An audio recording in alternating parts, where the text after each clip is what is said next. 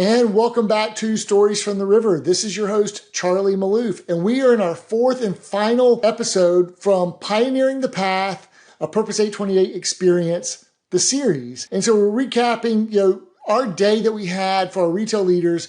It was an immersive day. You've got this workbook that we had. We had two keynote speakers with Kristen Hadid and John Acuff. And then we had our retail leaders present. We had Bradley Sullivan. He talked about enrolling your team. And we've really taken his acronym of vision, purpose, and ownership to the next level as one of our takeaways to let Purpose 828 kind of live on. Then we had Will Luke, who gave a talk on time management.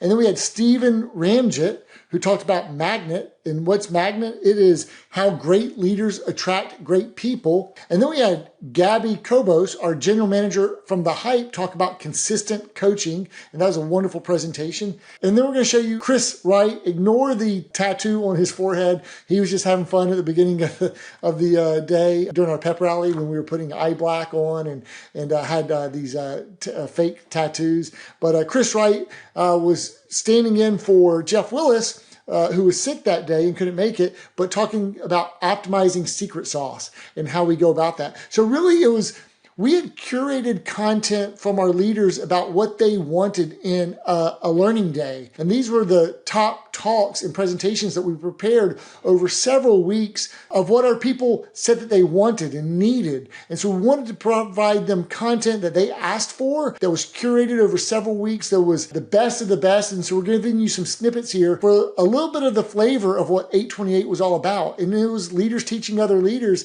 and learning from each other. Each of these speakers gave this presentation 3 times in a row because we were breaking into small groups and teams, and you went from your team to one session to the other. It was a phenomenal day. It was a phenomenal event. Started with early morning pep rallies, had a lot of good food, and ended with the food trucks at night. By the way, we've got this awesome 95-day challenge. And so we have started our fiscal November, and November is teed up, and we need it to be the biggest month in company history as we go finish this $80 million 95-day challenge. So that's it from this series and this episode of Stories from the River. Hope you enjoy learning from our retail leaders.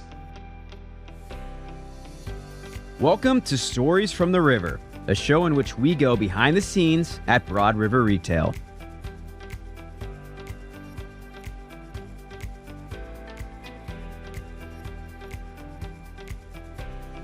I now see that there's a framework to gaining buy-in and enrollment. The 3 elements of that framework being vision, purpose, and ownership. Vision. People cannot buy into what they cannot see clearly. Purpose. You can't enroll someone into something you do not believe yourself. Ownership. Compliance is when they agree with you. Ownership is when they act like it is their own. The first thing I remember walking through the door was Charlie saying at Purpose, purpose starts with identity. That's exactly what I saw with the Crushers. What I was taught there, that none of the 3 components can survive without the other. Vision, purpose, and ownership have to be one. They cannot be separate. We had a shared vision of being the most recognizable brand. We had our purpose absolutely fulfilled because the team was successful. But the COVID supply chain breakdown would give me a lesson in what ownership really meant. While no one could have been ready for the challenges that COVID presented, I truly believe now, these years later, that I could have handled those challenges better. I lost my grip on the business. I would find myself in an impossibility mindset without solutions. The lesson here, in the absence of solution, the mindset of ownership is the solution. In these failing to successful businesses, I want you to see that the people were not the problem. It was the lack of vision, the lack of purpose, and the lack of ownership. We're not talking about jobs, we're talking about careers. That's a shared vision of the Albemarle Aces. What is my role, your role, in getting us there? Make each team member feel seen in the journey and responsible for helping drive the bus. If individuals don't see how their daily behaviors and decisions contribute to the big picture, they'll feel like passengers instead of co-pilots. Everyone needs to create personal ownership of the vision. Help your team draw a straight line between their role and the store's vision. You can't enroll someone in something you do not believe yourself. It will show. Belief in what the company stands for, processes, and most importantly, people. Does your team believe in Hope to Dream, St. Jude, C4 process, and behaviors? Most importantly, do they believe in you? A purpose that isn't actively lived out will become background noise. Ownership is not about doing what you're told. It's about taking responsibility for results, not just roles. Real ownership becomes contagious when the leaders model it. Do you show others how to lead themselves? Effectively, the 1-3-1 we just heard from Christian, it's the exact same thing. You got to let people effectively take control for themselves. When your team knows where you're going, that is vision, why it matters, purpose, and sees themselves as responsible for the journey, ownership. You don't just get buy-in, you get full enrollment. Go ahead, get it, Chris. That's how you build a culture where people lead themselves, serve each other, and win together. A goal brings a win. A vision brings a legacy. That's it. Thank you.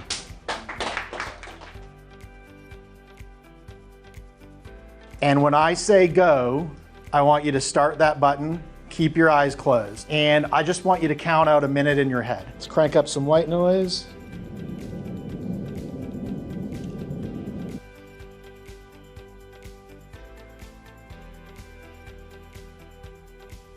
This is really just a fun exercise to cue up our talk today.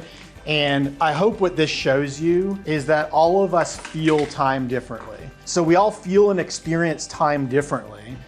And so what does that mean? If we know that we feel and experience time differently, then we have to be aware of that, because that applies every day in our lives, right? And if we can be so misaligned about just 60 seconds, what does that look like with a day and a month and a year? So I really want to begin by challenging you with that self-awareness, knowing that as humans, we're not great with managing time. And so if we believe that we're not great with managing time, we have to be open and receptive to tools and structure that might help us manage time. And so I'm going to share really tips from me in my career. One of my favorite quotes, I don't think I can give a talk without sharing, a fence at the top of a cliff is better than a hospital at the bottom, right? Everything is about being proactive versus reactive, and really having a strategy for how you manage your time makes you more intentional and more effective as a leader. So 4 hard-earned tips to take control of your time. Number 1 is to maximize the first 90 minutes of your day. Number 2, eat the frog. This concept came from Mark Twain, who said, if it's your job to eat the frog, it's best to do it first thing in the morning. And so the challenge here is really, really simple, and that is to identify every day, what's the hardest thing? What's the thing that's gonna consume the most of your anxiety, the most of your focus, the thing that is gonna get you the most derailed, and do it first. Number 3, the power of email rules. You don't have to do it my way, but I will tell you, you gotta do it. Email rules are absolutely magical, especially in our world. When you create those rules, I believe you can get down to about 150 really actionable emails. And then if you break that down over working 5 days a week, you're really looking at about 30 really kind of high ticket, high urgency emails a day. Calendar reminders. So you may have heard Stacy say this once or twice. Write it down so your brain can forget it. Whenever I have an action item, something to do that hits my plate, I always start with the self-awareness and the belief that I will always forget it. If Charlie sends an email and says, hey, here's pre-work that you got to do for next Friday, I'm going in my calendar that second and putting it on Friday saying Charlie pre-work due. I may get it done before that, but I'm setting myself that tripwire that I will never forget. My favorite leadership quote, I should say, if you don't know Jim Rohn was a mentor to Tony Robbins. Success is nothing more than a few simple disciplines practiced every day. It's not the flashy stuff. It's not the big moments. It's not charisma and a dynamic personality. It's just saying, what are the boring, simple things that I have to do every day and doing them regularly. So that's my challenge to you. Take control of your time, maximize your time, because I promise you that it will make you a better leader and it will help you advance your career. 3 essential rules to becoming a powerful magnet. What you celebrate, what you choose to celebrate in your life is what you'll attract around you. What you celebrate is what you attract. What you tolerate, team, what you tolerate is what you keep.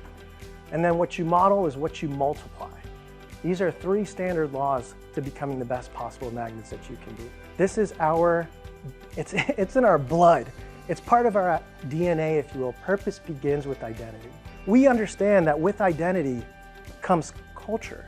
People want to join not just people, but people that stand tall and proud for purpose. We are so intentional in the moves we make and everything we do, and it's something for you to be proud of, because when you don't know who you are, recruiting is random. And you can't recruit like that, but when you know who you are, recruiting becomes magnetic. People want to be a part of this. Man, we work for an amazing organization, and I'll tell you guys this, who we are shapes who we attract. So the mindset, especially as business owners here, we're trying to hit 272 million and beyond, right? So keep that in mind as you go, own it. It is your responsibility, nobody else's. And by the way, if it's not on your calendar, it doesn't exist. A calendar is a table of contents to your life. And if it's not there and you can't put it on paper and you don't know what you're doing at a certain given time, then it'll never happen. And the roadblocks that are stopping us from going ahead and going and achieving our best teams and getting the results that we want. And here's number one, secret sales, private events, and I'm doing this, and I've got to train this new hire. I don't have the time. You don't have the time to not have the time. This is a priority. It is not extra work. Number two, that's our recruiter's job. What? I told you the story up front. Do not wait for that. That miracle hire from the sky is not likely to come. Our people team supports us, but leaders recruit. That is our responsibility. Next, there's no talent in my market. What? Of course there is. If great service exists in your city, no matter where that is, then great talent exists. Go find it. Next piece is, I am not confident. Well, now you have a great process that you can go ahead and follow. From the 3 non-negotiables to listening to the whys, you have the process all laid out for you. Go and do it. So there's 3 key elements that I have learned early in my career through trial and error, like earlier Kristen was sharing. I also have a lot of high tolerance for failure that has allowed me to learn a lot. But these are 3 key themes that I personally start focusing on as soon as I either enter a new showroom or getting to know a new team or joining a new company after 12 years in another company, right? These are the same steps I do when I'm getting to know my team. First thing is what I like to call it, and you guys also, we know this here in Broad River, right? Catch them doing something right, which is catch and call it coaching. It is extremely important that we reinforce that positive behavior. We recognize as soon as it happens, right? The next thing that I like to focus on, and we talked about it earlier with repeat, is consistency. Consistency truly builds belief. Culture isn't just built in a moment, like we mentioned earlier. It's not built in a day, but it's when you reinforce those daily behaviors. And the last one is coach the why, not just the what. It is important, though, that we do tell the team what we're supposed to do. That's clarity. And that we tell the team how we're supposed to do it, right? That's the 2 processes in place that we have. But very, very important that you move beyond the instructions and the syllabus and the long emails with bullet points. It's important that we connect the action to the impact. If I'm not able to talk about the why and tell my team why this action would impact and give me a result, the team's not gonna locked in. And the biggest thing is when people don't understand the why, they are not able to commit. Because I came in saying, oh, I've been doing all of this. I got to tell people what to do. They're gonna follow me.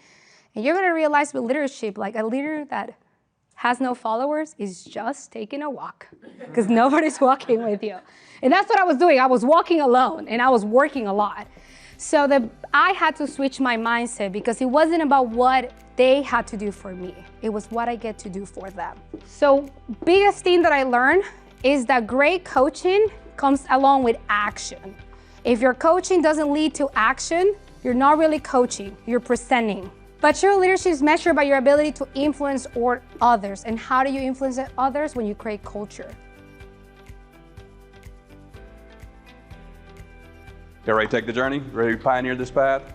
Let's broaden our rivers today. What does sauce do for us? Secret sauce does so many things for us. We can pay our customer service agents more. We can have better talent at those levels, hire better delivery drivers, right? And take care of our furniture and our guests in a lot better way. So yes, it's a huge opportunity for us. Stealing this straight from Stacy, this is his slide, right? It also, healthy things grow. Healthy secret sauce is the water to the river. The biggest opportunities are probably one of these 3 things, and establishing the promotion. Let's talk about it. So establishing the promotion, everything is tagged at promotion. Welcome in, this is our Labor Day sale. And we're gonna lead into the next one, which is building the value. Boot camp. A sofa is a sofa, why is ours different? Are we still standing on the decking? Are we still flipping over the chairs? Like, we've got to put the energy around building the value and having product knowledge on all of our items. And then you must sell a $2,000 sofa at a $4,000 value. Did y'all know that? Like, you've got to build enough value that it's worth $4,000 for her to spend $2,000 for. Like, you've got to double the value of it. I would like to think that I've stood in front of stores and give some of the best speeches, inspired and motivated people, and thought those were my best meetings I ever had. You know what my best meetings I've ever had are? Just walking the floor with the team and doing feature and benefit sessions with we literally walked to every set until the time ran out, and we discussed features and benefits of everything and went around the room. And the people that participated more were selling more those days. Like, it was just flowing for them. They were talking about it. But you can never give a feature without a benefit of it. And sometimes there's more than one benefit to a feature. And then selling Diamond Care Dash and 3X, utilizing the 3X to present the pricing. Salesperson, the HFC has to overcome at least 3 objections in this process for it to work really well. If we give up on it too early, that we don't see the value of it. There has to be practice. There has to be. It has to be happening organically throughout the showroom, throughout the day. And it can't just be you doing it all the time. So I like a lot of these ideas where you are delegating and having sales managers split the staff. But you've got a list of people on the board. Hey, 3 and 4, y'all go scrimmage that new set back there.